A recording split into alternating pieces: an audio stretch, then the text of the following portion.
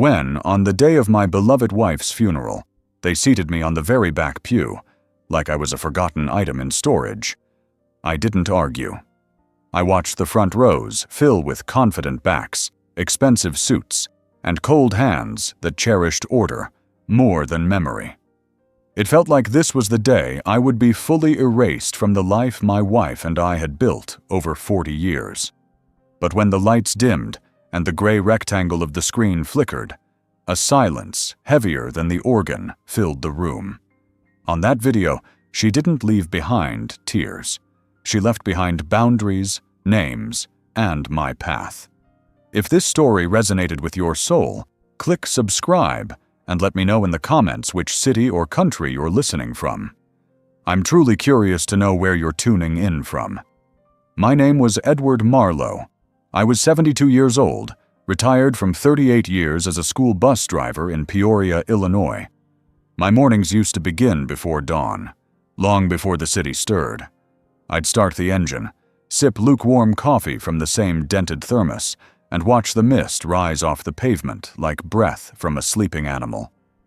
That routine had shaped me. Quiet, consistent, unnoticed. I didn't mind. Some men dreamed of applause.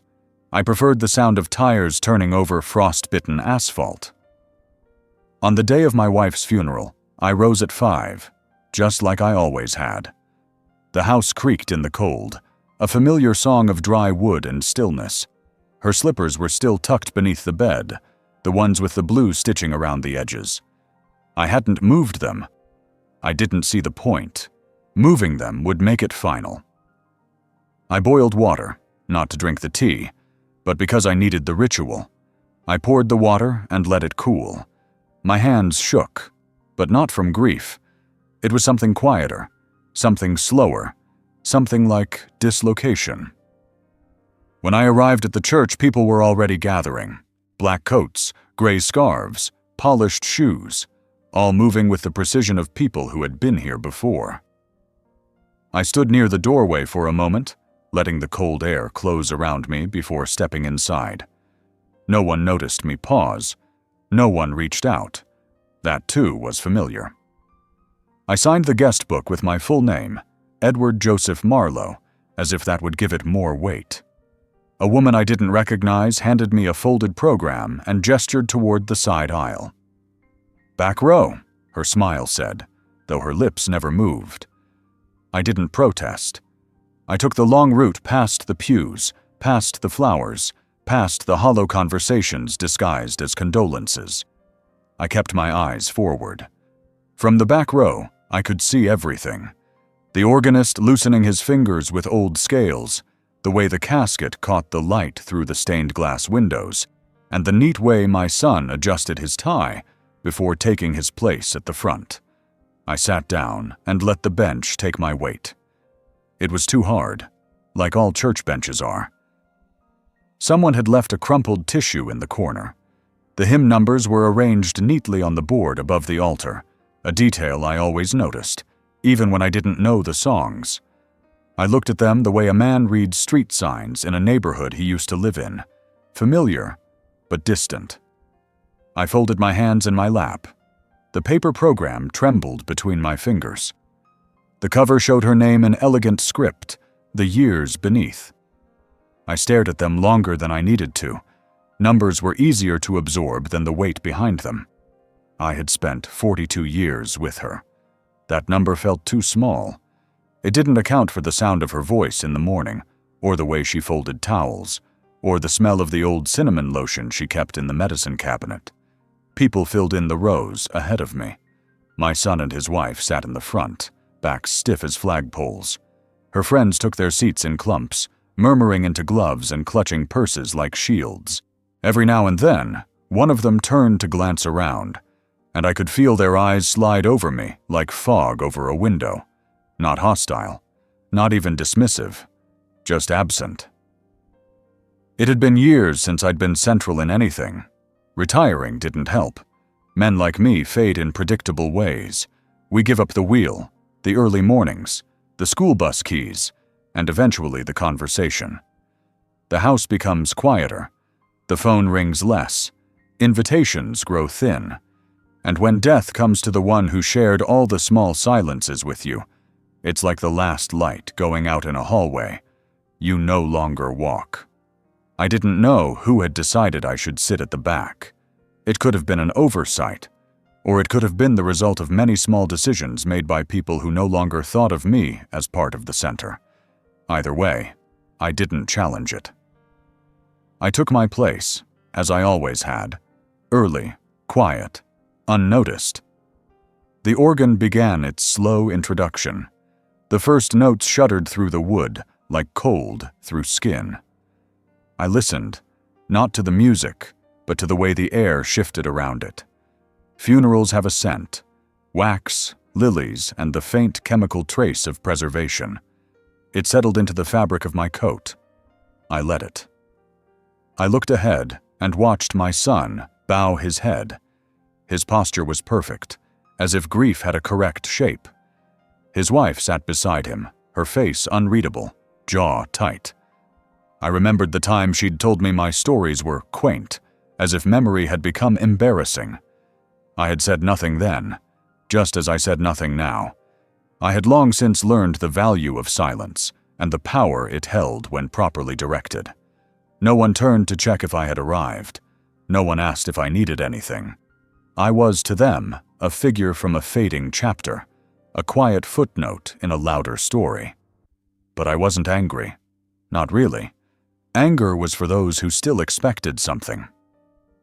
I had stopped expecting long ago. From where I sat, the casket looked smaller than I remembered it. My wife had been tall, elegant, even when bent by age. Now she lay within something that looked more like a container for memories than a resting place for the body. The flowers around it were white, pink, lavender, her favorite colors, chosen probably by someone who hadn't known why. She always liked lavender because it reminded her of the soap her grandmother used. I wondered if anyone else knew that. I glanced down at my hands. The skin was papery, veined, marked by years of gripping a wheel and opening thermos lids. These hands had driven through snowstorms and traffic jams, had carried her when she was too weak to walk, had opened pill bottles and buttoned her sweaters. And now, they just rested. Too still.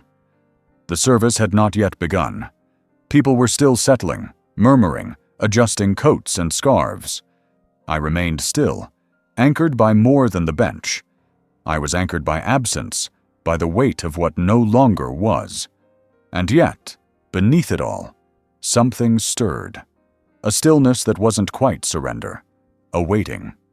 Because even though I had been placed at the back, even though no one had looked for me, even though I was made to feel like a shadow at the edge of the room, I knew what was coming. I had seen the file on her desk, the flash drive labeled only with a single word: for them. I had not opened it. I hadn't needed to. She had told me, once, without speaking, that some truths did not require permission to be told. So I waited. The lights dimmed, and I stayed seated in the back row, not with shame, but with the quiet knowledge that placement meant nothing when the whole room was about to turn. The ceiling fans rotated slowly above the pews, even though the air was already cold. They moved not to stir comfort, but to remind everyone that time was ticking forward, even in places meant to hold stillness. The church smelled of old wood, ironed fabric, and lilies that had been trucked in too early and kept in refrigeration too long. They had lost the fragrance of spring, and now gave off only the scent of funeral parlor formality. Clean, preserved, and void of life. People shuffled in, brushing shoulders, whispering, and clutching printed programs that bore her name. I could hear the soft, intermittent rustle of the folded sheets as they were opened and closed, again and again, like nervous habits or uncertain prayers. Some held them delicately, as if touching something sacred. Others bent them into quarters and halves, already transforming them into forgettable paper. It was strange how something with a name and 2 dates could become so easily creased and tossed aside.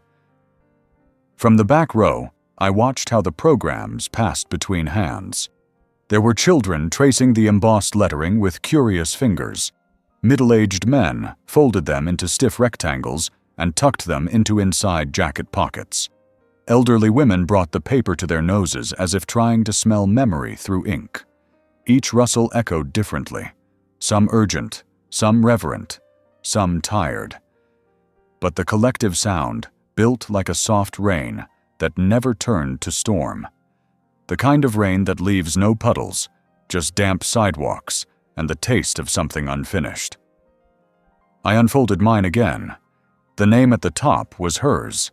The photo was one I hadn't seen in years, a candid shot of her laughing on the back porch, her hand reaching toward the camera, eyes squinted in a way that said she hadn't expected to be photographed. That moment had come from a barbecue with neighbors we no longer spoke to. I had taken that picture. I remembered it now, the way the sun had hit her silver hair, the way she had brushed ashes off her apron seconds after. It was odd, seeing it chosen for something like this. I wondered who had picked it. I doubted they knew the story behind it. Beneath the photo, the details had been arranged like a resume. Name, birth date, death date, surviving family members, bullet points of a life that had been layered, textured, messy. I looked at the list of names under Survived By and saw my own near the end, just before Friends and Community. Not at the top, not next to hers, tucked in like an afterthought, no title, just a name. I pressed the fold flat again with my thumb, smoothing the crease as if that could undo the order of things. It couldn't. The paper didn't care about intention.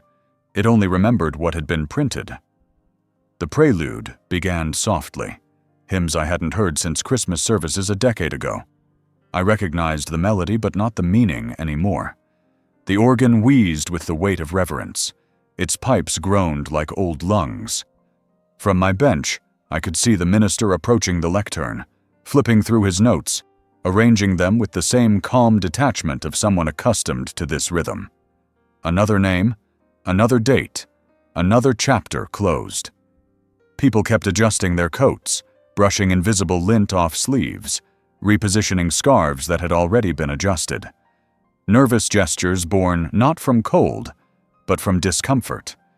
Discomfort with death, discomfort with one another, discomfort with the way her absence made the room tilt slightly to one side.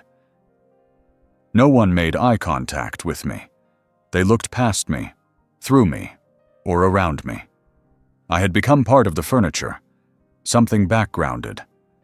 I stared again at the program, this time reading the names of the speakers.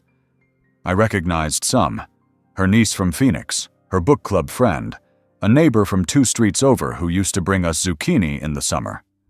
My name wasn't there, no mention of me, not as a speaker, not as a reader, not even as someone to acknowledge. I traced the bullet points again with my eyes, not expecting them to rearrange, but still hoping they might. The organ rose again, fuller now, calling people to attention. Those in the front row stiffened like they'd heard their cue. The minister cleared his throat. A microphone clicked. Pages turned. The sound fanned across the pews in delayed waves. I leaned back against the wood, letting the spine of the bench press between my shoulder blades. A small splinter caught in the fabric of my jacket, and I welcomed the sting. It reminded me I still had sensation.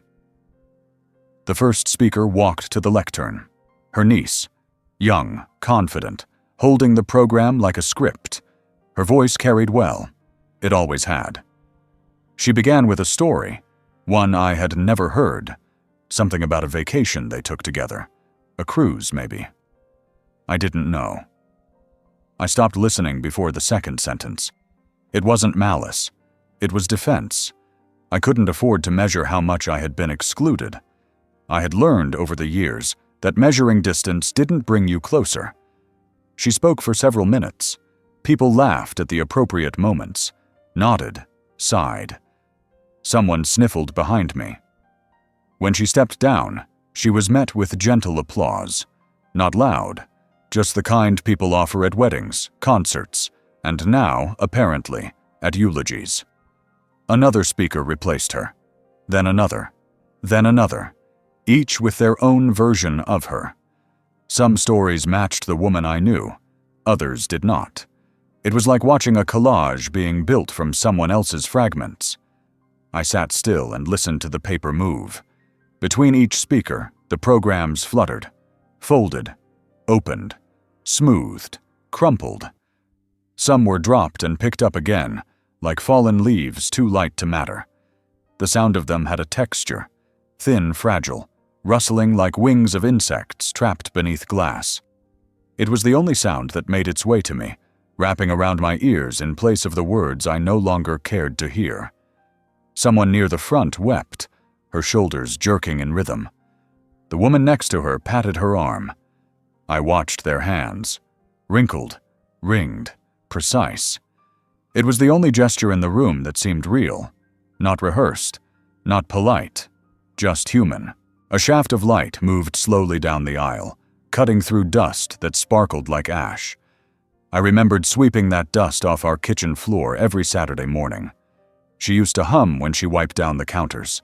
Never the same tune. Sometimes it wasn't even a tune, just a sound, like breath being shaped by contentment. No one in the pews knew that. None of the stories had mentioned how she arranged the spice cabinet by color, not label, or how she cut coupons even after we stopped needing them, just to feel resourceful, or how she kept the same chipped mug on the shelf for 30 years, saying it held heat better than the newer ones. Those things didn't make it into programs. They never do. My knees ached. My hands were stiff. I didn't shift. I didn't sigh. I simply watched. The woman I had known was not being buried in that casket yet. She was being buried by paper, folded, flattened, and stacked on laps like polite summaries of something vast, something irreducible, something that had grown inside 4 walls that only I still lived within. The cold rustle of programs continued around me, like a field of dry leaves in an autumn wind. No matter how much noise they made, the room felt quieter, as if silence had slipped between the words and laid itself across the pews like a blanket no one asked for, but everyone needed. I sat in the back and held the program like a relic. Not because it told the truth, but because it was the only thing they'd given me. And I didn't let it go. The nights after her death came heavy and long, stitched together like thick curtains that refused to part. I kept the house dim, not out of mourning, but because full light felt dishonest. The bulbs above the kitchen sink were the same warm yellow ones she liked, but now they flickered sometimes, as if trying to speak in code. I didn't change them. I let them blink and stutter and settle back into silence. I didn't move much those first nights. I walked slowly from one room to the next, not searching for anything, just listening. The house made different sounds without her. The creaks in the hallway no longer followed a pattern. The radiator hissed louder. The kitchen clock, which had ticked quietly for years, now thumped like a heartbeat echoing through plaster. Her slippers stayed by the side of the bed, toes pointed slightly inward, exactly as she left them the morning before the hospital took her. I didn't have it in me to move them. They belonged there, like roots that had grown into the floor. In the living room, her knitting remained on the arm of her chair, a soft blue half-blanket still clinging to the needles. She had been working on it for our great-grandson. He was due in April. I sat in the recliner across from her spot and stared at the yarn, wondering whether I should finish it. I didn't know how to knit. I doubted I ever would. But I also couldn't bring myself to touch it, not even to fold it or place it in a drawer. It was suspended in time, just as she had left it, half done, half alive. Each night followed the same rhythm. I made toast at dinner, drank 1 mug of tea, and left the second chair at the table pulled out, as if she might still sit. Her plate was gone, her fork and knife tucked away, but the chair remained, a hollow space I didn't dare fill.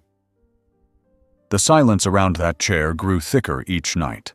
Not loud, but dense, as if it absorbed sound instead of releasing it. The bed was too large. I kept to one side, the left, where I had always slept. Her pillow remained untouched. I changed the sheets only once, 3 weeks after she died. I hated how the smell of lavender left with the old fabric. After that, I started sleeping with the window cracked open just slightly, so the cold would keep me from drifting too far into memory. Dreams had become a dangerous place. I didn't trust them. They showed me things too kind, too close to what I wanted, only to snatch them away when I opened my eyes. I started cataloging the house in my mind, not for inheritance, not for cleaning, just for control. The dining room table had one chipped leg I never fixed. The hallway rug curled up in the left corner, even after being flattened with books. The pantry still held 2 unopened jars of peach preserves she had canned 3 summers ago. Every object whispered her, not through sentiment, but through placement.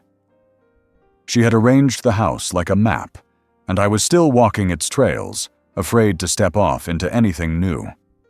I kept the television off. News felt too loud. Laughter tracks on sitcoms made me uneasy. I turned the radio on once, to the classical station she liked. A cello solo filled the room, and I stood still, clutching the doorway like it might hold me up. The music was beautiful, but it made the air thick with longing, so I turned it off before the second movement began. After that, I kept to silence. It demanded nothing. Each room carried a different kind of emptiness. The kitchen was sharp and practical, full of tasks I could still perform. Toast, tea, wiping the counters. The bedroom was heavier, softer, the kind of void that pressed into your ribs. The hallway was the transition, the in-between, the part of the house where her voice used to echo slightly when she called my name. I still listened for it, though I never expected to hear it. I began to find patterns in my grief, not answers, but patterns. I washed the dishes at 7 p.m., watered the plants on Tuesdays and Fridays, dusted the shelves on Sundays. These tasks became scaffolding. Without them, I would have fallen inward. She had always been the one who believed in routine, in small consistencies. Now they were all I had. Mail came late in the afternoons, mostly catalogs and bills, occasionally a sympathy card. I didn't read them closely. I looked at the names, recognized the handwriting or didn't, and stacked them in a drawer. There was no comfort in them, only the formality of people doing what they thought was right. Her sister sent flowers that wilted within 3 days. I didn't replace them. I let the petals fall naturally, like an ending without punctuation. Neighbors knocked now and then. I answered once to a casserole dish I didn't want. After that, I let the knocks fade. I wasn't angry. I just didn't know how to perform gratitude when everything inside me was still standing at attention, waiting for her to walk through the door with a grocery bag and a story about someone she met at the store. The house wasn't ready to include new voices. The third night, I found one of her post-it notes on the fridge. It was stuck behind the old calendar, faded and curling at the corners. It read, "Don't forget the furnace filter. November." Her handwriting was small and neat, the kind of handwriting that had addressed every envelope of our Christmas cards for 40 years. I touched the note with the tip of one finger, then left it there. I changed the filter the next morning, not because it needed it, but because she had asked. I began to understand that grief lived in maintenance. It wasn't in the weeping or the reminiscing. It was in folding towels the way she did, in lining the shoes at the doorway in pairs, in wiping the mirror above the bathroom sink with the same circular motion she used every Sunday evening, before bed. These were not acts of remembrance. They were acts of survival. I wrote lists in her notebook. She always kept one on the side table, a spiral-bound pad with a green plastic cover. I took it up and began filling the pages with small things: gutter cleaning, batteries for the smoke detector, refill prescription. She would have liked that. She had always believed in writing things down. I found her handwriting on the first few pages. Grocery lists, appointments, a recipe for molasses cookies. I didn't read them closely. I let them remain hers. My words would stay on the later pages. I didn't want to overwrite anything. I stopped setting the alarm clock. I woke when I woke. Sometimes before dawn. Sometimes after 9. It didn't matter anymore. No one was waiting for me, and I wasn't late for anything. I moved from room to room like someone walking through a museum after hours. Slow, deliberate, not wanting to touch anything for fear of damaging what remained. The mirror in the hallway still held her reflection, in a way. I had to look at it just right, in the evening light, and I'd swear I could see her silhouette in the smudge she never got around to cleaning. I didn't clean it either. I left it. It didn't comfort me, but it grounded me. I tried to remember the last words we exchanged before the hospital. I couldn't. They'd been ordinary. Probably something about soup or laundry or the mail. That bothered me at first. Then I realized that maybe that was what love was, knowing that the last words didn't have to be profound, because everything before them already had been. The days stretched longer. The light in the windows shifted. The shadows in the living room reached farther across the floor. I began to notice the creaks in the floorboards again, the ones I used to know by heart. They hadn't changed. I had simply forgotten to listen. The house didn't mourn her the way I did. It absorbed her. The walls, the chairs, the rugs. They didn't feel emptier. They felt saturated, as if she had dissolved into the grain of the wood, the threads of the curtains, the fibers of the carpet. She hadn't vanished. She had dispersed. And I lived among that dispersion, moving carefully, slowly, as if she were still in the room, invisible but present. I didn't speak to her. That wasn't my way. I simply carried out the quiet rituals we had built together, one day at a time, one room at a time, one breath at a time. The lights dimmed slowly, not all at once, as if the church itself was hesitant to let go of clarity. Overhead bulbs faded to a faint glow, and the stained glass windows surrendered their colors, letting the gray of the outside sky seep in. What had been a place of crisp lines and dry programs just a moment ago became softer, shadowed, indistinct. People stopped shifting. The rustling of paper fell silent. Even the coughs and sniffles that had peppered the service up until then seemed to pause mid-breath. It was the kind of quiet that made your ears strain harder, not for sound, but for meaning. From the back row, I could see the screen descending behind the altar. It unrolled with a faint whirring sound, mechanical and inevitable. A few people turned their heads toward it, but most just kept looking forward, as if they hadn't noticed or didn't know what to expect. My hands remained still in my lap. I didn't blink. I recognized the old projector mounted near the rafters. It had been used during community potlucks and children's plays.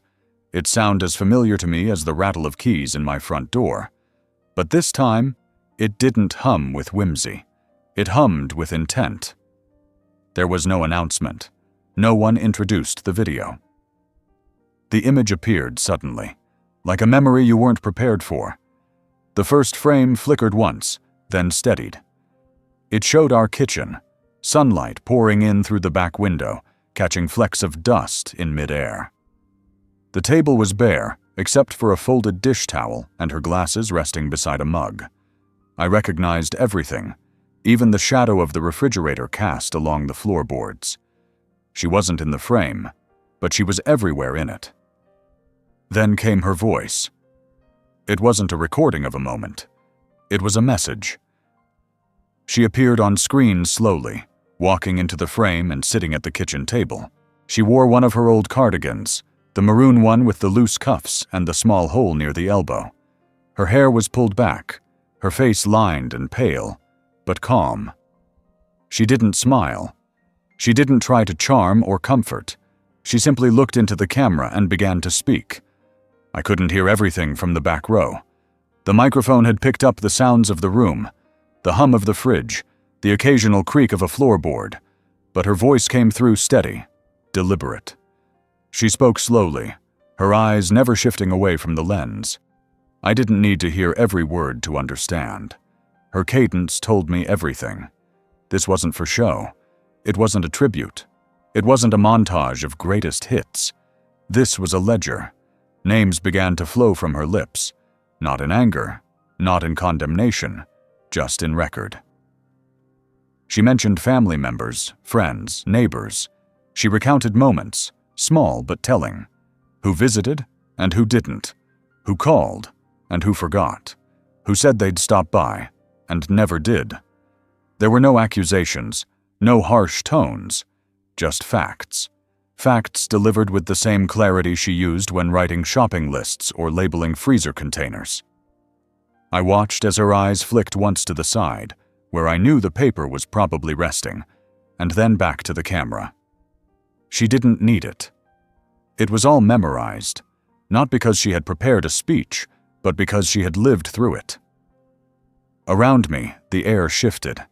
I couldn't see faces clearly in the low light, but I could feel the stillness grow deeper. The people in the front row sat motionless. My son's head tilted slightly, as if trying to decide whether to look at her or look away. His wife didn't move at all. The film continued. She spoke about the house, not in terms of sentiment, but structure.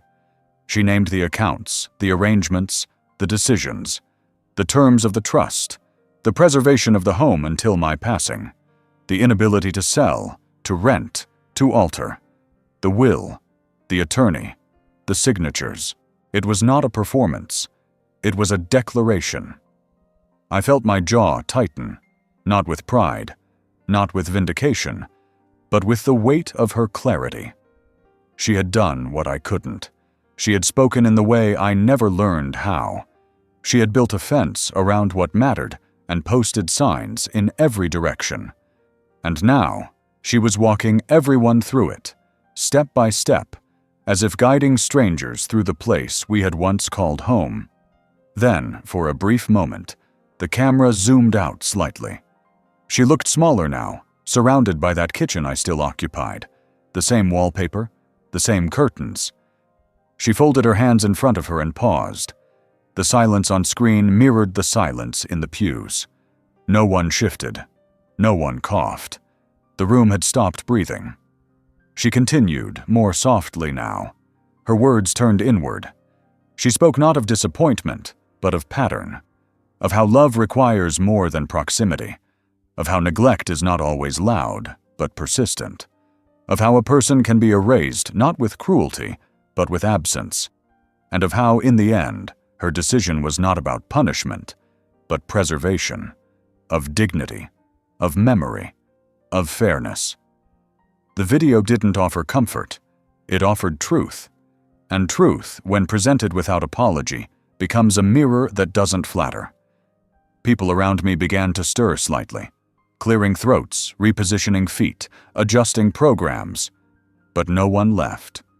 They stayed, even when the film moved into its final portion. She looked into the camera one last time and said something I couldn't fully hear, but her lips moved slowly, deliberately. Then she reached forward and turned off the recording herself. The screen blinked to black. The hum of the projector stopped. The silence that followed was total. No one clapped. No one stood. Even the minister remained frozen, his mouth slightly open, as if unsure whether to speak or sit down. I exhaled, realizing I'd been holding my breath for most of it. She had not asked for justice. She had delivered balance. I remained seated. The back row had never felt more central. The screen began to retract into the ceiling, folding upward like a memory too heavy to keep visible. And still, no one spoke.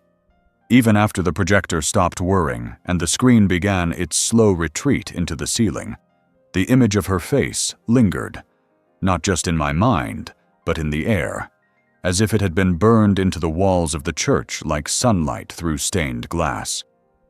The kind of afterimage that stays with you long after the light has gone. I could still see her eyes, focused and unwavering, the lines around them carved deep from decades of squinting at life and smiling through it. She hadn't worn makeup.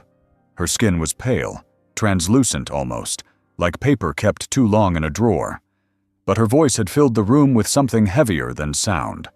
Authority, memory, ownership. No one moved. That was the first thing I noticed. Not a single coat rustled. Not a single seat creaked. They all sat there, staring at the now blank screen, like they were waiting for it to light up again and undo what had just happened. But there was no undoing. What she had done was final. And it didn't require applause or commentary. It had never been for their comfort. I didn't need the screen to see her anymore. Her face had etched itself behind my eyelids. It was the face I had seen thousands of times across the dinner table, in the morning light before the kettle whistled, in the reflection of windows on long drives. But never like that. Never with so much stillness. Her presence had always been active, hands moving, voice correcting, fingers folding laundry or circling items in catalogs. But on that screen, she was immovable, fixed, as if she had finally stepped into the full weight of herself and decided not to be small again. I studied the empty space where her face had just been. The rectangle of the screen now rolled tight and hidden above us, like some curtain that had closed on the final act. The lighting returned slowly, as if reluctant. A few people began shifting in their seats, unsure whether the service was over or merely interrupted. I heard a throat clear somewhere up front, a cough quickly stifled, the scuff of a shoe against tile. But no one spoke. What struck me most was the silence from those who had always spoken the loudest. My son sat stiffly in the front pew, hands clasped so tightly in his lap that his knuckles had turned white. His wife beside him looked down at her lap, frozen. Neither of them turned to look at anyone, especially not me. And I didn't expect them to. Not now.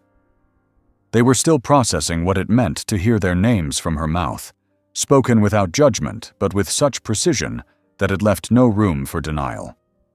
Her face had not wavered. She hadn't blinked too much. She hadn't looked away. She had addressed each person the way a lighthouse addresses ships, without favoritism, without panic, without indulgence. Just light, sweeping across the sea, revealing where the rocks were. I thought of the last time I had taken her photograph. It had been on a Sunday morning. She was sitting on the back porch, reading a book, her feet tucked under a blanket. I had snapped the picture without her noticing, and when she did notice, she only smiled faintly and asked if I wanted tea. That photograph had lived on our fridge for a while, then in a drawer, then somewhere deeper, and now, after all this, it came back to me. Not the image itself, but the way she looked that morning, aware, calm, already planning something I hadn't understood. She must have recorded the video on one of those days when I had gone out to the store, or to the hardware shop, or maybe while I was in the garden. She had done it in secret, not because she was hiding it from me, but because she knew I wouldn't have tried to stop her, only burdened her with questions. She never liked questions. She liked decisions, and this had been hers. The face on the screen hadn't tried to provoke. It hadn't pleaded or blamed. It had simply observed, and in doing so, rebalanced the entire room. She had spoken directly, with that same quiet confidence she used when fixing a broken zipper or rebinding a worn book spine. She believed in function, in structure. Even her grief had been organized. Even her death had a blueprint. I thought of how often she used to write notes to herself, on scraps of paper, on the edges of newspapers, inside the covers of cookbooks. Maybe the video had been just another note, one she couldn't leave lying around. Maybe she had sat down in front of the camera the way she used to sit at the kitchen table with her lists, putting her world in order, one line at a time. and now she had left that order behind for all of us to see. There had been a moment in the video, one brief moment, when she paused and looked off camera, just for a second. Her eyes had softened. I recognized that look. It was the one she gave when she wanted to say something kind, but didn't know how to phrase it. That look was for me, not a secret, not a message, just a glance, a knowing. A way of saying, "This is yours to finish now." The silence in the church began to fray at the edges. People coughed again. Someone rose to leave, but hesitated. The minister returned to the podium, his expression unreadable, his papers trembling slightly in his hands. He didn't resume where he had left off. He merely said something quiet, then stepped aside. The screen would not be used again. I remained seated. Her face stayed with me, not in mourning, but in momentum. It pushed against the inertia of the past weeks, the numbing fog of loss and routine. It told me something still needed to be done, not out of duty, out of clarity. She had cleared the fog for everyone in that room, and what each of us saw now was ourselves. I watched as the rest of the congregation rose, slowly, unsure of the new atmosphere they had just stepped into. They folded their programs more carefully now. They moved quieter. No one turned to chat. No one touched me on the shoulder. I was fine with that. I sat alone in the back row and felt, for the first time since the funeral began, like I was exactly where I needed to be. Because from here, I had seen her the clearest, and nothing would ever cloud that image again. After the screen disappeared into the ceiling, the room remained in that strange, reverent hush, not the kind that follows a prayer, but the kind that trails behind truth. It wasn't grief that silenced them. It was recognition. Something about hearing her voice on that screen had cut through the choreography of ceremony and reached the part of every person that knew, deep down, they had failed to show up in ways that mattered. And when truth does that, when it names you plainly, without malice, it leaves you suspended. I sat in that suspension longer than the others. I don't remember standing, but I must have, because suddenly I found myself not on the back pew, but near the front, watching as a young woman I didn't recognize wheeled in a cart. It was small, metallic, nothing grand. On it sat a neat stack of envelopes, cream-colored, slightly yellowed at the edges, each one sealed with a single strip of tape. Some had names on the front, handwritten in that small, upright script I knew so well. Others bore no name at all, only brief phrases like, "To whom it may concern," or, "For the one who always stayed late." The minister didn't explain. He simply gestured toward the cart and stepped aside. People approached slowly, unsure, reaching with fingers that hesitated before touching paper. No one said a word. There was no need to. Those envelopes were hers, each one a continuation of what she had started on that screen. I stood there for a long while before walking closer. I didn't look for mine. I knew it wouldn't be there. What she had to say to me had already been said, in ways no one else would see. Instead, I watched others. My son took his envelope with a hand that trembled, and for the first time in years, I saw confusion in him. Not anger, not control, just confusion. He clutched the letter to his chest like a blueprint he didn't know how to read. His wife stood beside him, reading the name on her envelope twice before slipping it into her purse without opening it. I noticed that some people didn't take theirs. They glanced at the names and walked away, perhaps afraid of what they'd find, or perhaps certain it wasn't meant for them. But those who did take them wore different expressions, some closed, some humbled, some stunned. She had written these letters knowing full well they might never be read. That was her way. She never wrote for the response. She wrote because silence had too many shapes, and she refused to leave any of them unchecked. I imagined her at the kitchen table, probably late at night, her hands wrapped around a lukewarm mug, the porch light casting a soft halo over the page. I could see her pause before writing each name, thinking through every word, like a seamstress measuring cloth before the cut. She never wasted sentences. Every letter, I was certain, had been considered, folded, and sealed with the kind of finality that didn't ask for understanding, only acknowledgement.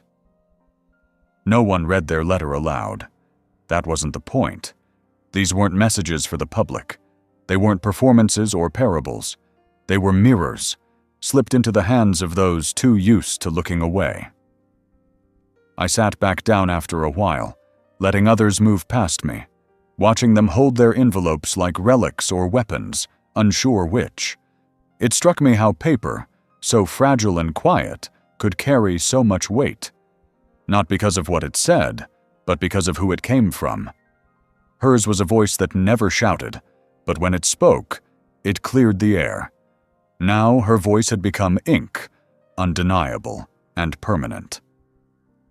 As the church emptied slowly, the cart grew lighter. Some envelopes were still left behind. Not many, but enough to make me ache. Those were the ones she had written, knowing they might be ignored. Perhaps they were written for people who thought themselves above letters, or people who would never admit to needing one. I knew she had written them anyway because she believed in the completeness of things. You didn't just write the easy letters. You wrote them all. I noticed one envelope, thick and creased, marked simply, "Return to drawer if unclaimed." That was her too. Practical. Always leaving an instruction. A next step. It made me smile for a second.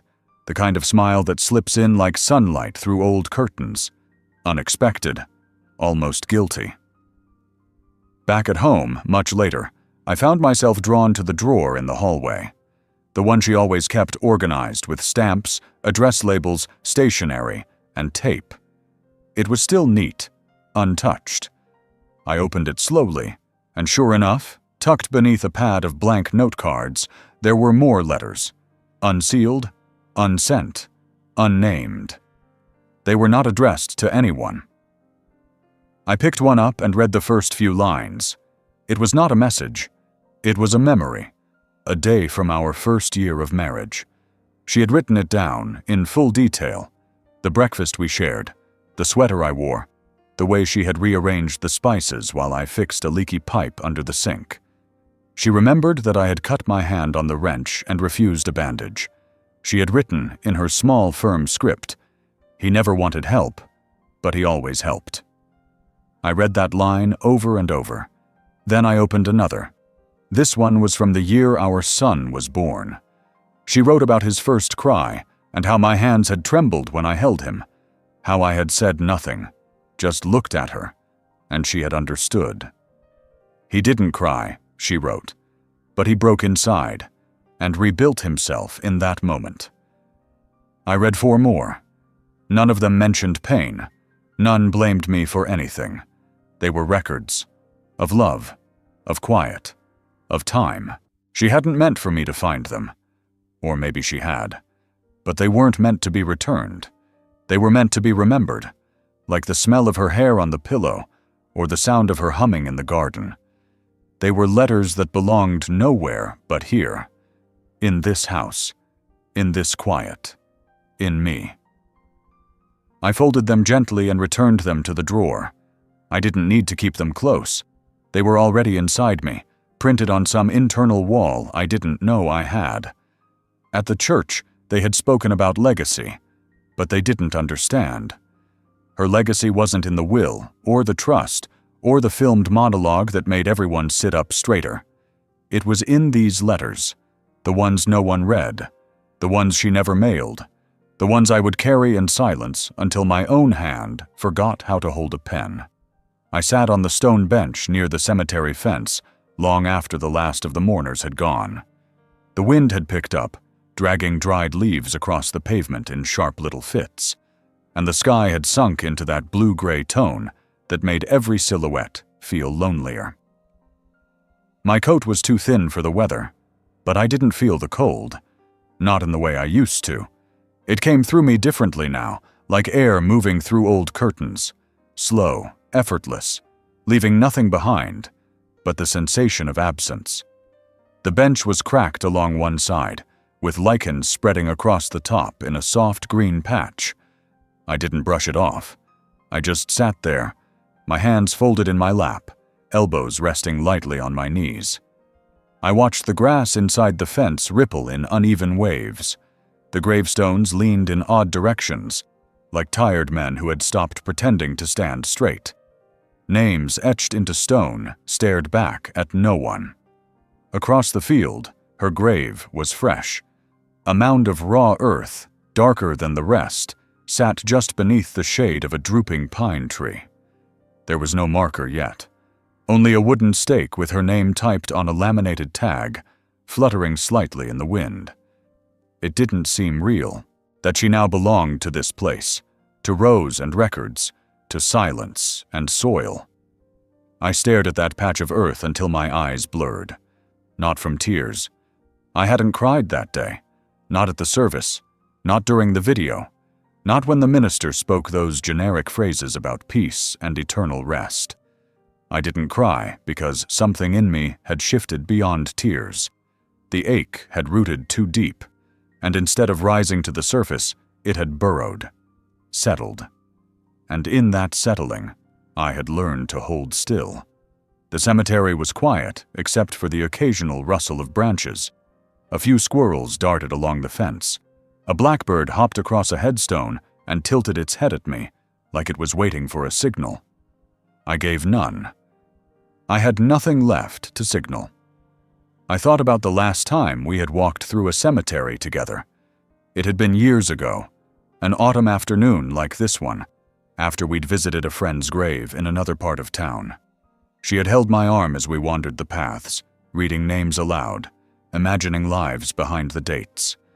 She always did that, made strangers feel real. She believed stories didn't end when breath did.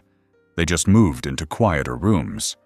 That day, she'd said something about not wanting flowers at her funeral. She'd said they wilted too quickly and made people feel obligated to pretend beauty. I'd nodded, but hadn't thought she meant it. Now I knew she had. At her grave, there were no bouquets, only a single small jar of dried lavender, probably placed there by the church assistant. The simplicity of it nearly undid me. On the bench, I shifted slightly, stretching my legs. The stone beneath me had warmed a little from my body, but the wind cut through that quickly.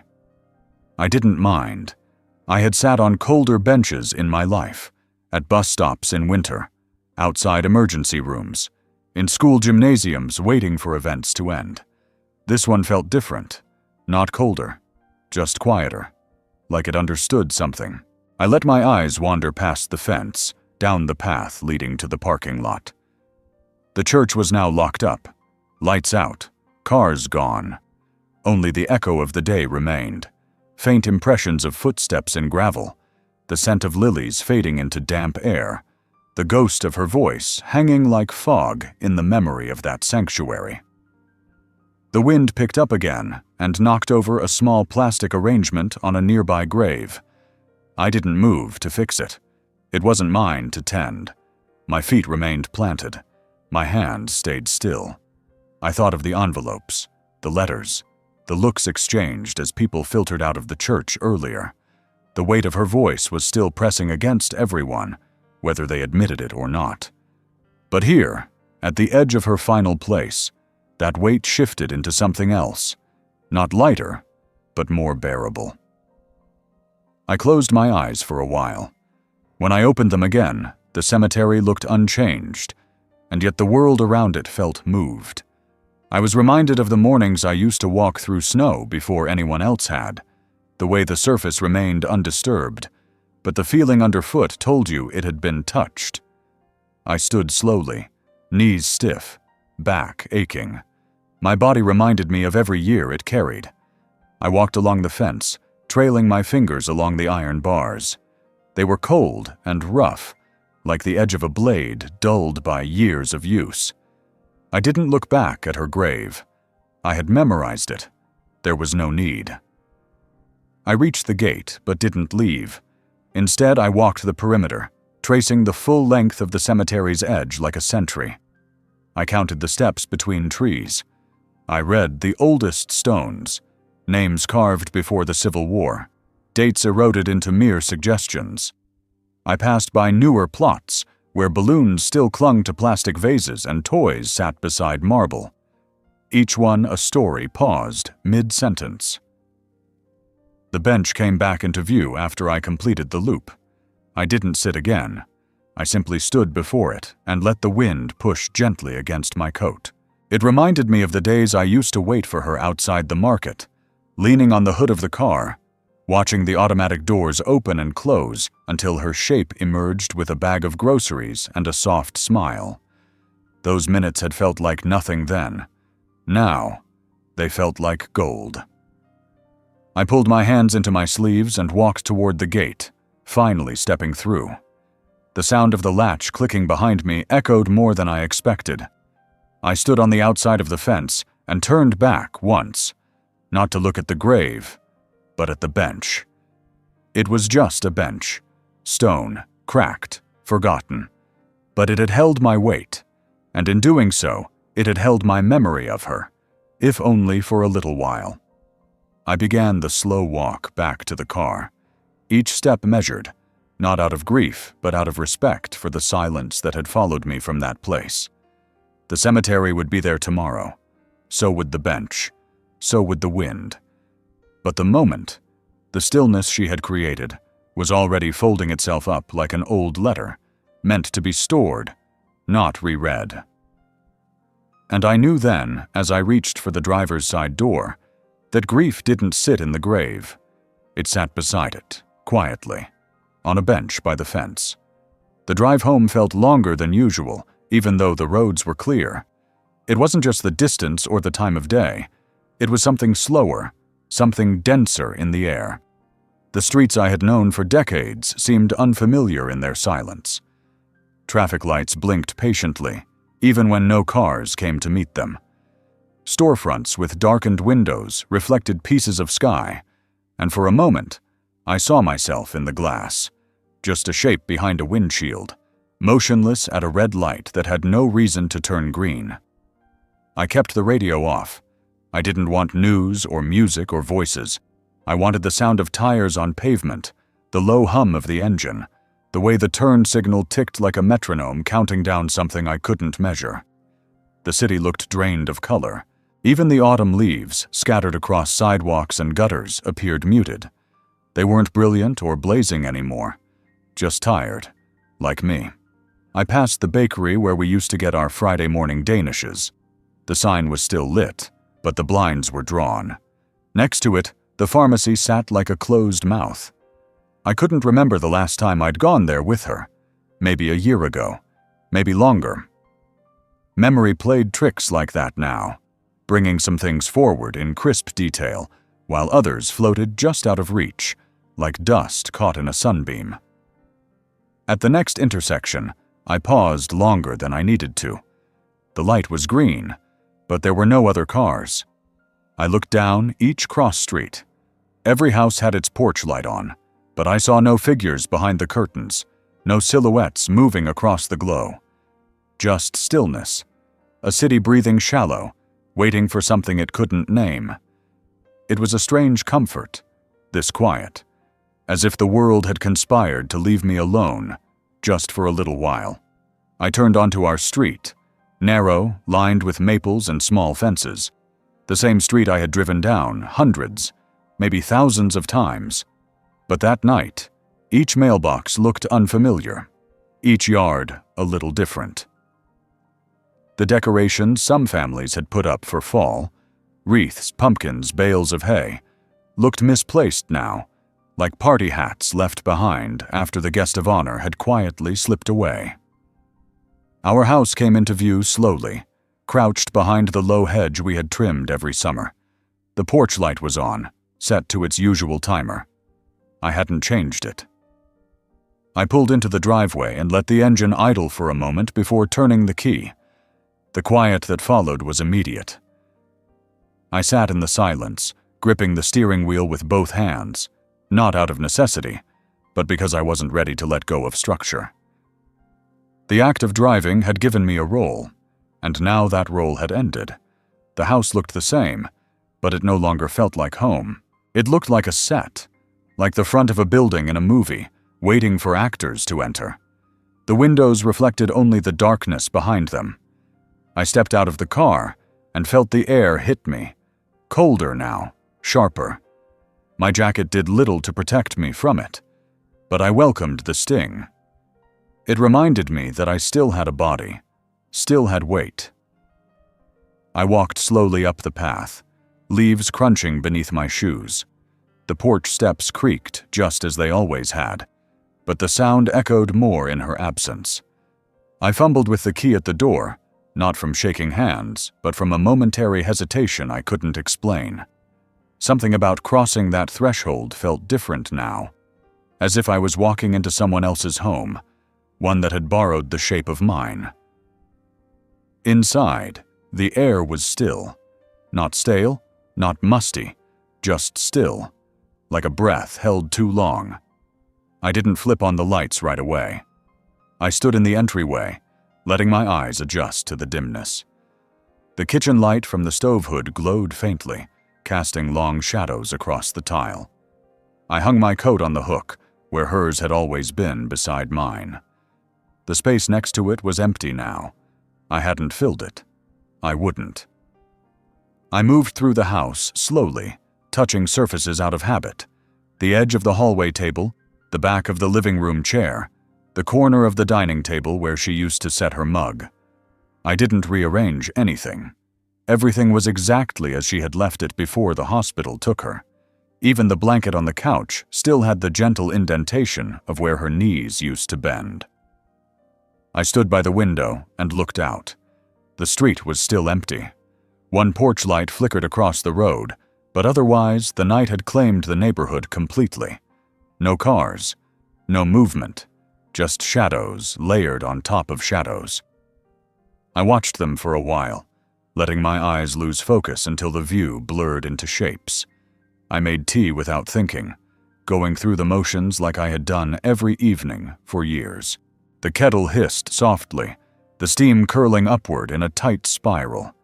I poured the water into her favorite mug, the one with the chip on the handle, and placed it on the table across from mine.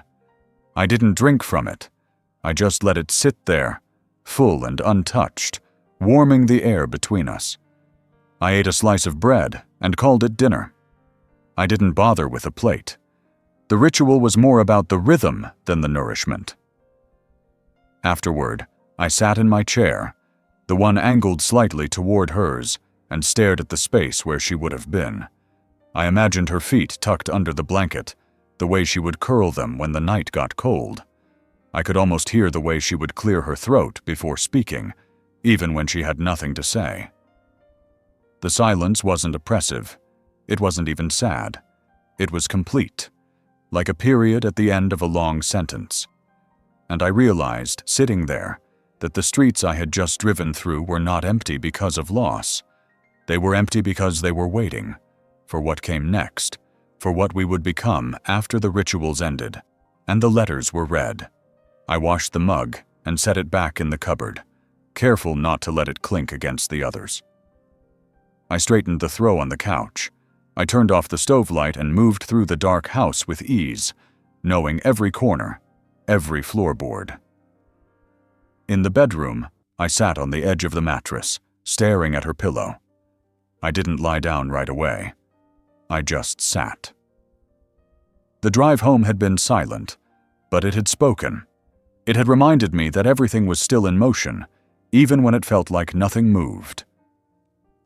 The city had exhaled, and I had followed the breath back to where I began, not to find her, but to carry her, to keep carrying her, in the shape of the house, in the echo of the empty streets, in the sound of the key turning in the lock. The study had always been the smallest room in the house, just wide enough for a desk, a worn armchair, and 2 short bookshelves that sagged under the weight of old manuals, receipts, and yellowed folders that had outlived their usefulness. It was never a place for visitors. It was a room made for lists, for storing things that didn't belong in the open, for quiet work after dinner and before bed. I hadn't stepped inside it in weeks. That morning, after pouring my coffee and leaving hers untouched beside the sink, I found myself standing in the doorway of that room again. The door had been half closed, like it often was when she'd slipped inside with a letter or a medical bill, wanting to concentrate. The light was off. I reached for the switch and paused, then let my hand fall. The window was enough. Pale daylight spilled across the desk, illuminating the dust that floated lazily in the still air. I stepped inside and closed the door behind me. The room held the same scent it always had: paper, old wood, and the faintest trace of her hand lotion, lavender and beeswax, the one she kept in the top drawer. It lingered on the air like a memory that hadn't quite been dismissed. The desk faced the window, its surface cluttered but not messy. A few pens, a legal pad with half a grocery list, an envelope addressed in her handwriting, and a folder that had been set square in the center. I sat down in her chair. The cushion sighed under my weight. The armrests were smooth where her forearms had rested over years of calculating, writing, arranging. She had always managed our documents. I let her. It wasn't about control. It was about clarity. She knew where things belonged, and more importantly, she knew why they mattered. The folder in front of me was thick. I opened it slowly, unsure what I was looking for. The first page was a typed index with dates and topics in her methodical order. I read through the list: house deed, trust information, advance directives, utility accounts, digital passwords, each line a thread she had knotted down to keep our life from unraveling. I went through them one by one. The deed came first. Photocopies of the title, the original sale documents, and the refinancing paperwork from when we remodeled the kitchen 15 years ago. Her notes were in the margins, tidy, specific. Retain ownership under trust until death of second party. That second party was me. She had circled the clause as if worried I might miss it. Next came the documents related to the trust. I knew we had set one up, but I hadn't looked at it since the day we'd signed with the attorney. Now I read each page. The language was dense, but her notes simplified it. She had highlighted the conditions. This house was to remain mine for the rest of my life. Afterward, it would pass to the local library foundation and a hospice organization we had supported quietly for years. No sale, no transfer, no decisions for anyone else to make. She had done it all, neatly, silently, in ink and intention. I placed each document aside with care. The next section was labeled Monthly Essentials: bank accounts, automatic bill payments, contact names for service providers. She had written a small note at the top of that section. You don't have to call them all today. Just know where they are. I ran my finger under that line more than once. She had known I would find this overwhelming, and she had prepared for that too. There was a page labeled Final Wishes, though I already knew most of what it contained. No service beyond the one already held. No flowers. A preference for cremation. Instructions on where she'd like her ashes placed, scattered behind the garden, near the hydrangeas. She had underlined that part, twice. Tucked between the formal papers was a handwritten list of passwords. She had titled it Digital Life. Email, bank accounts, her Kindle library. She'd added a note at the bottom. Close these when you're ready, not before. The handwriting on that page looked shakier than the rest. I could see how her letters tilted slightly to the right, how some lines pressed heavier into the paper. It must have been one of the last things she wrote. I leaned back and let my eyes move around the room. On the shelf beside the desk, there were rows of old tax returns, utility records from when the kids were still in high school, and a small box labeled To Keep. I pulled it down and opened it. Inside were items too small to have monetary value and too large to discard. A dried rose from an anniversary, brittle and brown. A ticket stub from a film we had seen on a rainy Tuesday. A post-it note with my name on it, drawn in cursive with a heart beside it. Things she hadn't mentioned in her will, but had quietly archived. Things I had forgotten existed until they sat in my palm, heavy with what they once meant. There was one more folder at the bottom of the box.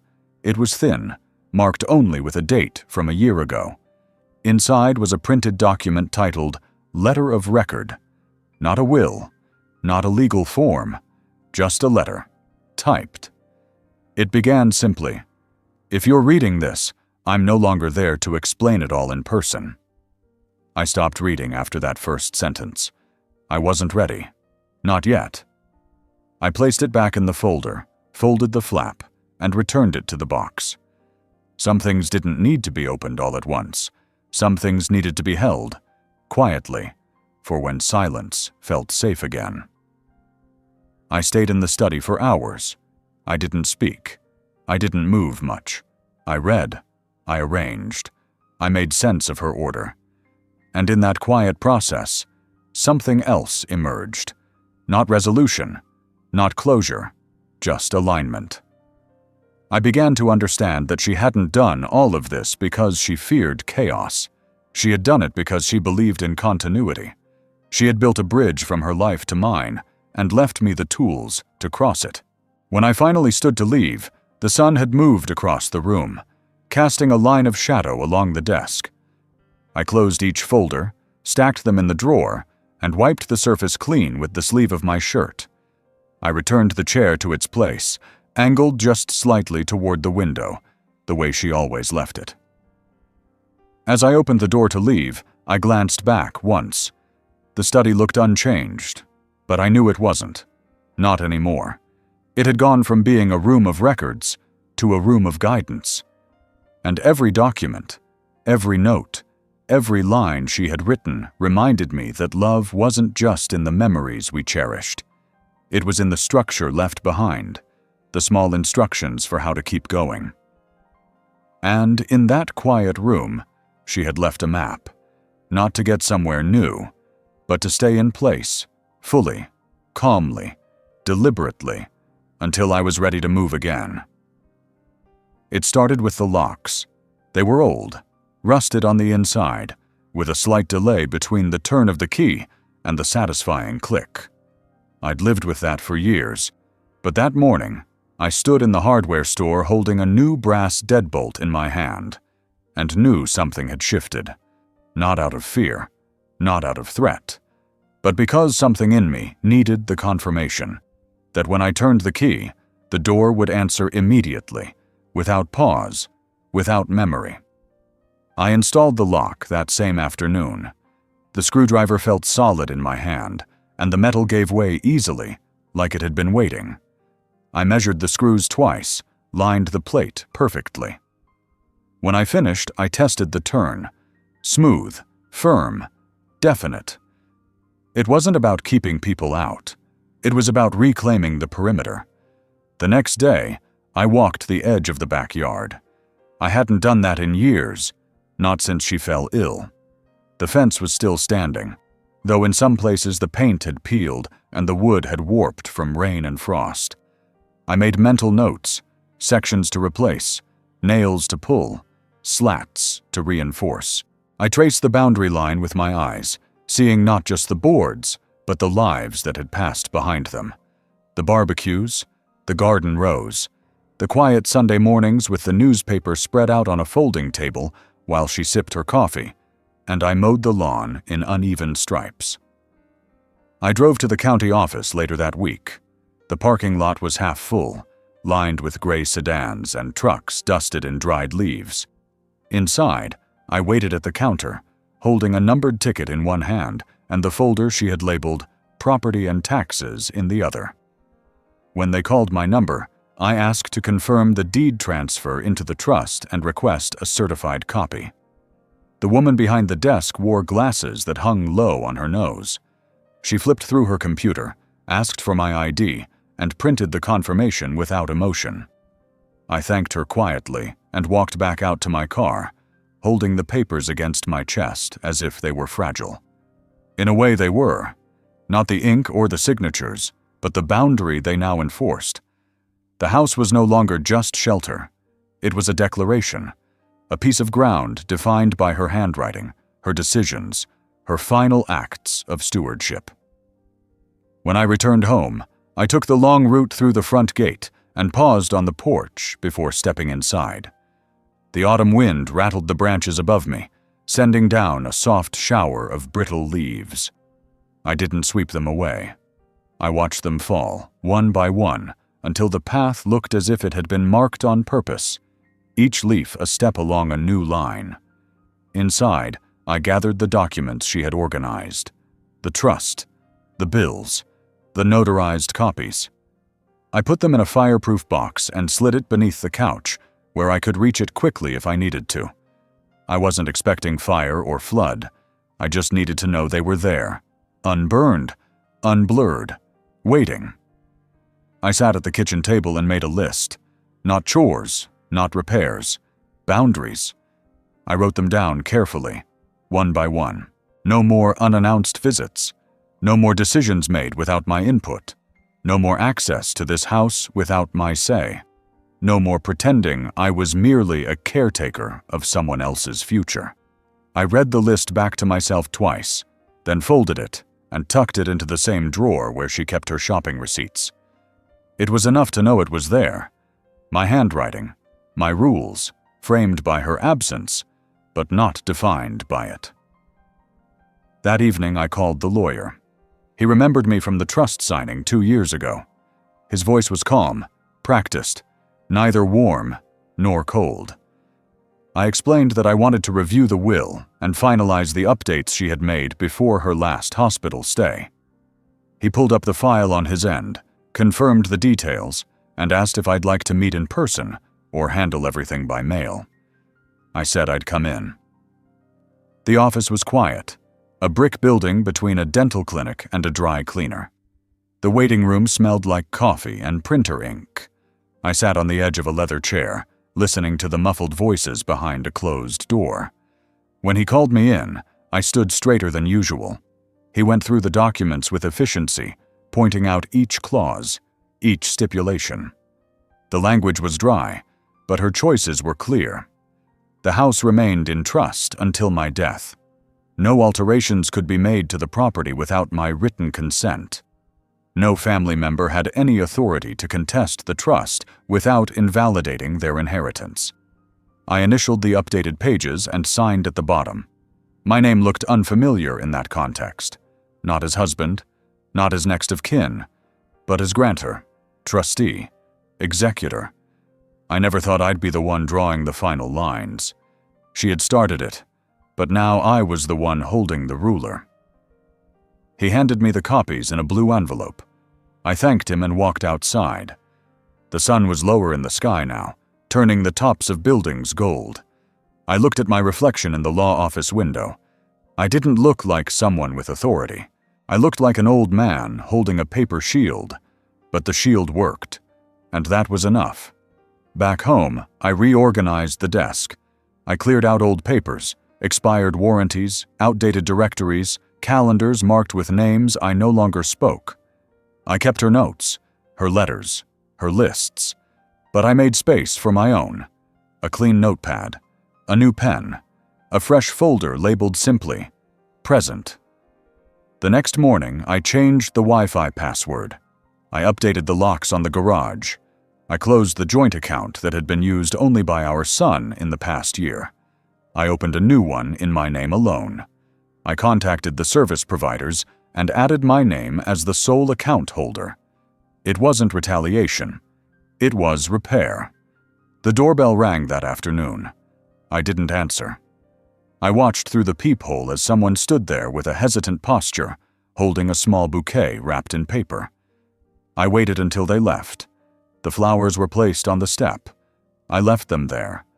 The house was mine now, not in ownership, but in authorship. I was the one who decided which voices filled its rooms, which hands opened its drawers, which names sat in its address book. I wasn't guarding the past. I was guarding the frame through which the past would be seen. That night, I lit a fire in the living room. The warmth spread slowly, touching the corners of the room like it was reacquainting itself with the space. I sat in the armchair, feet planted, hands resting on the arms. No television, no radio, just the sound of the logs settling, cracking softly like old bones. And I thought about the way she had planned everything, with precision, with love, with lines. She had never said the word boundaries, but she had lived them. She had understood that clarity was the kindest gift, that peace didn't come from open doors, but from knowing which ones to close. Now it was my turn. I took the map she had left behind, and I picked up the pencil. And for the first time in my life, I started drawing my own lines. Not in anger, not in grief, but in certainty. Because grief fades, but boundaries remain. It happened slowly, without announcement or ceremony. There was no single morning when I woke up and declared the house mine again. No switch flipped, no moment of clarity that came with thunder. Instead, it returned to me like warmth after a long frost, quiet, tentative, and steady. I noticed it first in the way I walked from room to room, no longer tiptoeing through memory, but moving with quiet intention. Then in how I began touching things again, rearranging, dusting, straightening, not to preserve what was, but to reshape what remained. The kitchen was the first to yield. For weeks it had stood like a museum, her mug left on the counter, the grocery list untouched, a half-used roll of paper towels near the sink that no longer had a reason to be there. One morning, I opened the cupboard and pulled out a different mug, one I hadn't used in years. I filled it with coffee, rinsed hers, and placed it back in the cabinet. It wasn't a rejection. It was a shift. My hands moved with a strange clarity. I wiped the counters. I rearranged the drawers. I threw away the unused condiments that had passed their expiration dates. I made space, not to forget her, but to let the kitchen breathe again. In the bedroom, I opened the windows. It had been weeks since fresh air moved through that room. I stripped the bed, washed the sheets, replaced the pillowcases with a different set, plain, soft, new. Her pillow I left, but I turned it over gently and fluffed it like she used to. I didn't move her scarf from the headboard. I didn't throw out the slippers under the bed. But I vacuumed. I changed the lamp bulb. I folded my clothes with more care. I stopped using the floor as a storage place for worn-out socks and wrinkled shirts. The room began to feel lighter, not emptier, but more inhabitable. In the hallway, I took down the pictures. Not all of them, just the ones that had stopped speaking. A photo of us at a wedding, both of us younger, surrounded by people I no longer knew. A group shot from a barbecue that now felt like it belonged to a different lifetime. I wrapped them in paper and placed them in a box in the attic. I replaced 2 of them with framed prints she had bought but never hung. One was a drawing of the coastline, the other a sketch of a pine cone. They had her taste, but none of her memory. That was important. I needed space that still felt like her, but not filled with reminders of absence. I walked the perimeter of the house each morning. I swept the porch. I scrubbed the mailbox clean. I removed the brittle wreath from the front door and replaced it with nothing. Just the door, freshly wiped, with a new doormat that read simply, "Home." I planted nothing. I trimmed the hedges. I raked the leaves. These were acts of respect, not decoration. I didn't need color yet. I needed shape. The garage was the last frontier. It had been hers, in many ways, more than mine. She stored things with a system I never fully understood. Labeled bins, plastic crates with masking tape tabs. Every holiday had its own container. Every season, its own shelf. I opened them slowly, one by one. I sorted with care. I kept what made sense. Tools, gardening gloves, a hammer she had used more than I had. I gave away the rest. A neighbor's daughter took the Christmas lights. A couple down the block took the unused patio chairs. I loaded the car with donations and drove them to the thrift store without telling anyone. It felt like exhaling. I changed the light bulbs on the back deck. I fixed the latch on the screen door. I scrubbed the mildew from the siding with a stiff brush and a bucket of soapy water. Each task came with its own rhythm. I didn't rush. I didn't plan. I just moved forward. I let the work tell me what came next. The house responded, not with creaks or gratitude, but with stillness. That was how I knew I was doing it right. Inside, I started cooking again. Nothing elaborate. Eggs, stew, toast. I began using the good pans, the ones she saved for holidays. I sat at the table to eat, not in front of the television. I set a napkin beside my plate. Sometimes I even lit a candle, not for romance, not for memory, just for warmth. I stopped answering the phone after 7 p.m. If someone needed me, they could call in the morning. I didn't explain. I didn't owe that anymore. The house was mine, and in that house, I no longer accepted urgency that wasn't mine to carry. The study became a room again, not a shrine. I filled the bookshelf with titles I'd long meant to read. I added a small radio. I set a plant on the windowsill, a spider plant with long green arms that moved when the breeze came through. I kept her papers in the drawer, her notes, her documents, but I began to add my own. Not lists of what to do, but small thoughts, sentences that came to me as I swept the floor or watched the trees move in the afternoon light. The living room changed next. I moved the armchair closer to the window so the sun would hit it in the mornings. I donated the floral rug we both hated, but never replaced. I left the couch alone. It held too much of her shape to move just yet. But I added a throw blanket, dark gray, heavy, soft. It made the room feel new again, just enough. And finally, I adjusted the sounds. I played the music I liked without wondering if she would have changed it. I let silence linger when I needed it. I stopped muting the commercials. I let the washing machine run overnight. I let the house speak its natural rhythms, not the cautious ones I had adopted when illness made every footstep feel too loud. One morning, I woke to birdsong. I lay still, listening to it, letting it fill the corners of the house before I moved. I realized I hadn't dreamed of her that night, not because I had forgotten, but because I no longer feared waking without her. The house didn't feel like a cage anymore. It felt like a frame, and I was beginning to understand the picture inside. I made coffee. I drank it on the porch. I watched the wind move through the hedges, the mail carrier walk past, a child ride a bike across the intersection. The world continued, but I was no longer outside of it. I was in it. I was within the walls, on the floorboards, in the breath of the home we had once built.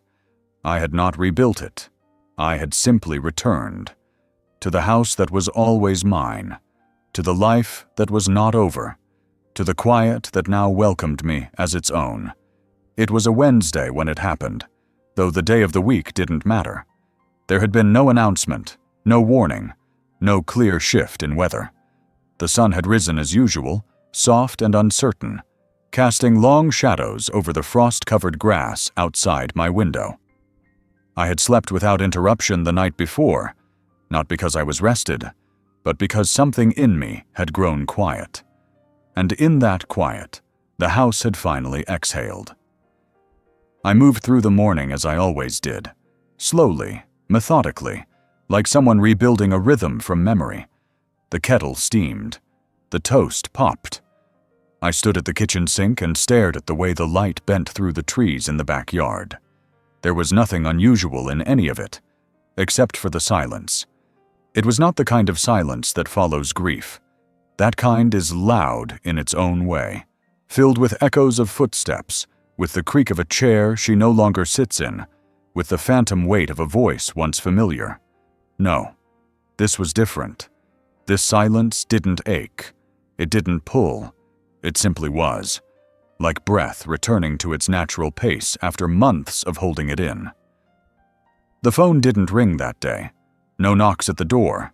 No text from a distant relative asking how I was doing. No well-meaning check-ins from neighbors. Nothing. And instead of dread, I felt relief.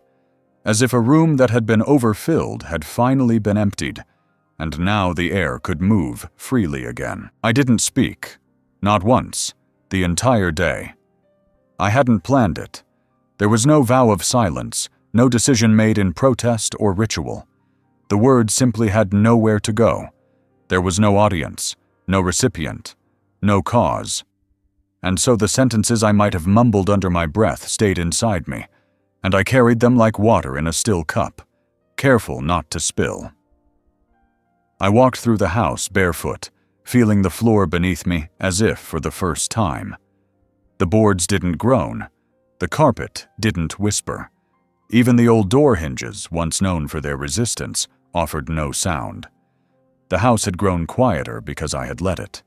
It no longer strained to remind me of what was missing. I stepped outside mid-morning. The street was empty.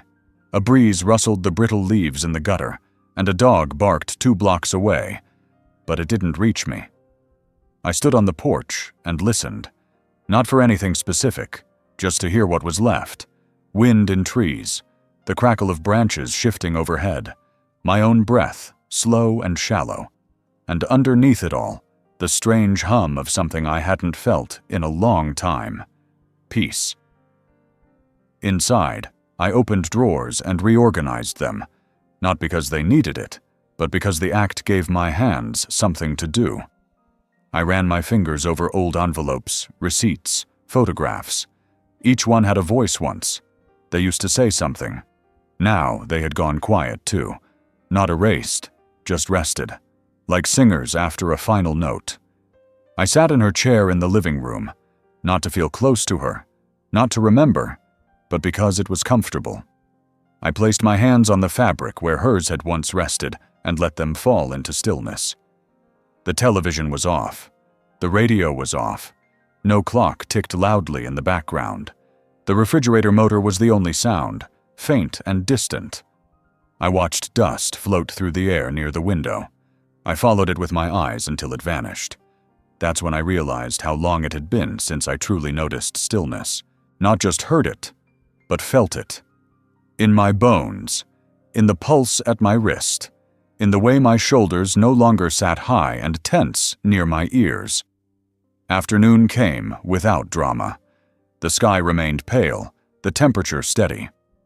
I brewed a second cup of coffee and sat at the kitchen table staring at the grain of the wood. I remembered sanding that table once, long ago, before she covered it with a tablecloth. Now it was bare again, and I traced my thumb over the knots and grooves. I imagined her watching me from the doorway, not speaking, just noticing. And for the first time, I didn't flinch at the thought. Evening light came earlier now. By 5, the shadows had stretched long across the floor, and the edges of the rooms had begun to fade. I didn't turn on any lamps. I let the house darken naturally, as it once had in the days before everything became too bright and too loud, with needs and medications, and visitors who didn't know what to say. In the bedroom, I made the bed with slow, deliberate movements. I smoothed the sheets, fluffed the pillows, turned down the corner as she used to. I folded the blanket at the foot of the bed and stood for a long moment, staring at its perfect symmetry. It looked ready. Not for someone, just ready. I lit a single candle and placed it on the dresser, not for ceremony, just for warmth. Its glow danced against the walls, small and flickering, like a thought I hadn't yet formed. I sat in the armchair beside the window and pulled the curtain back slightly, just enough to see the neighbor's porch light blink on. Their window was closed. Their television flickered behind thin curtains. I didn't feel alone. I felt aligned, as if the house and I had finally agreed on something unspoken. That night I didn't read. I didn't write. I didn't turn on the light to check the locks or the stove. I climbed into bed and let my body settle into the mattress, every joint heavy, every limb relaxed. I didn't look at the ceiling. I didn't count the seconds it took to fall asleep. I just listened. And what I heard was nothing. Not absence, not grief, just silence. The real kind. The kind that doesn't ask to be filled. The kind that lets you rest. It was not a loud ending. There were no confrontations, no raised voices, no slamming doors or cutting words. The reckoning didn't come like thunder. It came like snow, soft, deliberate, covering everything in silence, so thick that even memory had to tread lightly. I woke before dawn that day. The sky outside was still dark, the color of steel wool. I sat on the edge of the bed and let my feet find the floor. The cold met my soles with the same indifference it had shown the day before. I stood slowly, pulled on my sweater, and walked down the hallway without turning on the lights. I moved by touch and by memory. Each step knew where it belonged. The kitchen was waiting, as it always was. I filled the kettle and set it on the stove, listening for the slow build of heat beneath the metal. I didn't rush it. I stood by the window and watched the world shift from black to gray. There were no birds yet, no wind, just the hum of appliances and the sound of water warming toward a boil. When the kettle finally sang, it startled me, not because it was loud, but because it was the first voice I'd heard in hours. I made my tea and took it to the living room. The chair creaked as I sat, not with complaint, but with familiarity. The house had grown used to me again. It no longer felt like it was holding its breath around me, afraid to collapse. It was simply being what it was: walls, windows, a place. I looked around the room, not for inspection, but acknowledgement. The blanket folded over the armrest, the small tray on the coffee table holding my reading glasses, the framed photo on the shelf, not of us, but of the coastline where we had once walked without speaking for 2 miles straight. I remembered that silence more than any conversation we had during that trip. Some things settled deeper, without words. Later that morning, the mail arrived. I heard the soft thud of envelopes hitting the floor just behind the door. I didn't rise to get them immediately.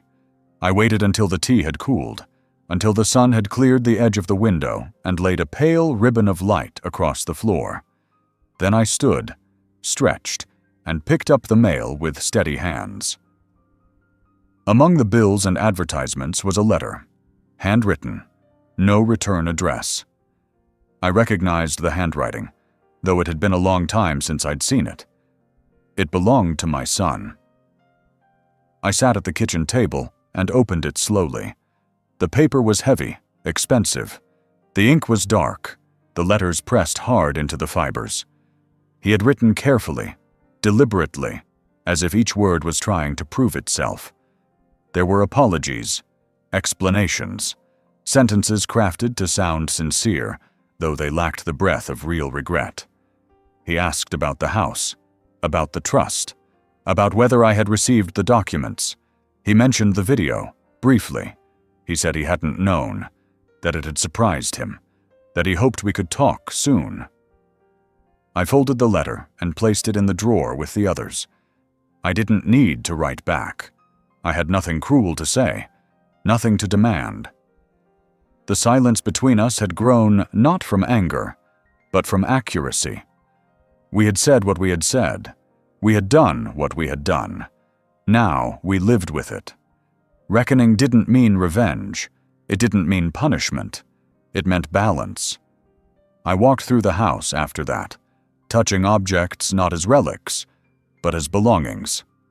The lamp, the doorknob, the cabinet handle. I ran my fingers across them like a man reintroducing himself to something he once took for granted. Each contact grounded me. Each reminded me that nothing had been taken that I had not willingly given, until I chose to stop. In the afternoon, I called the lawyer. I asked to finalize the beneficiary documents.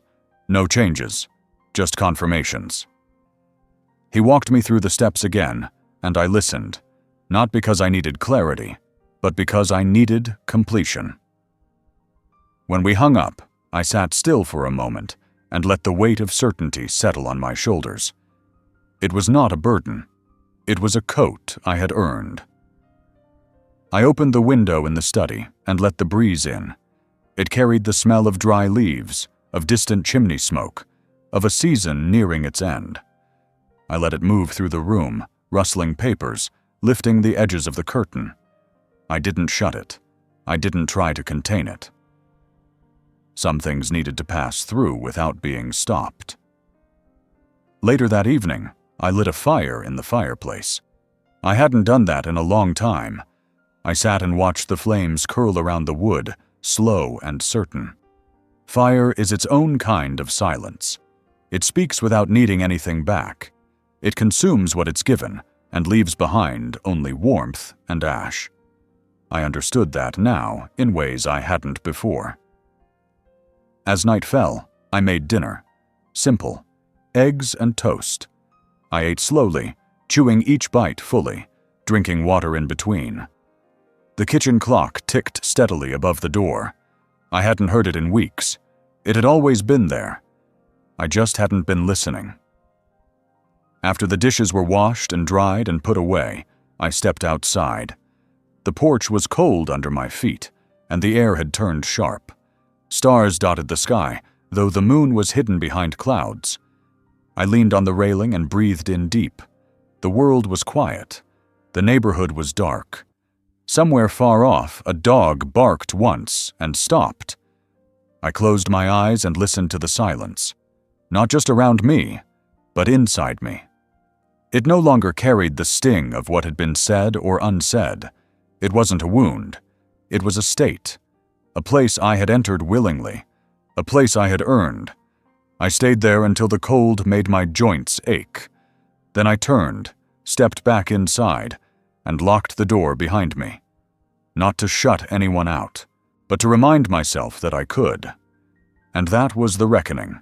Not in courtrooms, not in letters, not in final words exchanged across a table, but here, in the quiet click of a lock, in the undisturbed heat of a fire, in the untouched reply to a letter that came too late, and in the kind of silence that needed no audience because it had nothing left to prove.